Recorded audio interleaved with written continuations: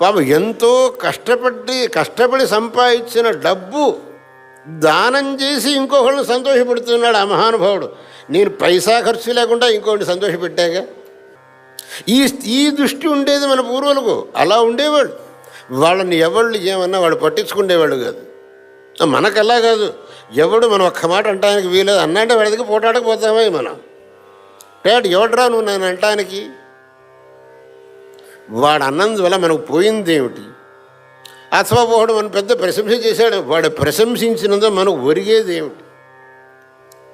మన నుండి అయ్యా మీరు ఇంద్రుడు చంద్రుడు దేవేంద్రుడు అంటే అక్కడ మనం ఇంద్రుడిని చంద్రుడు దేవేంద్రులు అవుతామా? ఈ కొత్తగా ఐశ్వర్యం వచ్చిన వాళ్ళ పరిస్థితి అలా ఉంటుందట. కొత్తగా ఐశ్వర్యం వచ్చిన వాళ్ళు ఏదో లాటరీలో బంపర్లో 10 లక్షలు వచ్చింది, 20 లక్షలు వచ్చింది, 1 కోటి వచ్చింది, వాళ్ళ పరిస్థితి ఎలా ఉంటుంది? ఒకసారి నీలగడ్డ దీక్షుడు వర్ణించారు.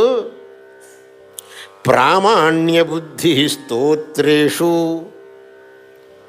దేవతా బుద్ధిరాత్మని కీటబుద్ధిర్మనుష్యేషు నూతనాయా శ్రియఫలం అని.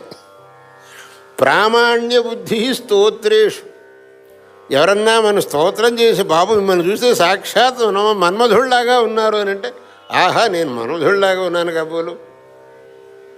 స్తోత్ర శబ్దానికి అర్థం చెప్పారండి.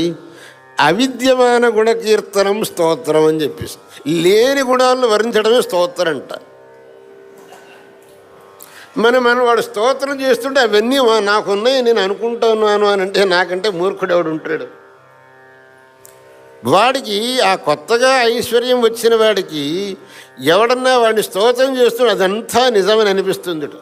ప్రామాణ్య బుద్ధి స్తోత్రేషు దేవతా బుద్ధిరాత్మని. నేనే ఇంద్రుడిని చంద్రుడిని. కీటబుద్ధిర్మనుష్య. మిగతా వదిలిపెట్టేసాయని బాబు అబ్బే ఆయన వదిలిపెట్టేసాడు. ఎవరు ఆయన వదిలేడు, మరి ఆయన పనికిరాడు అని అనటం తప్ప ఎవళ్లను లెక్కకు తీసుకుంటే లేదు వాడు. కీటబుద్ధిర్మనుష్యేషు. అది మనకు పనికిరాదు. మనకు ఇంకొకటి ప్రశంసలు కానీ ఇంకొకటి నిందలు కానీ మనకు అనవసరం.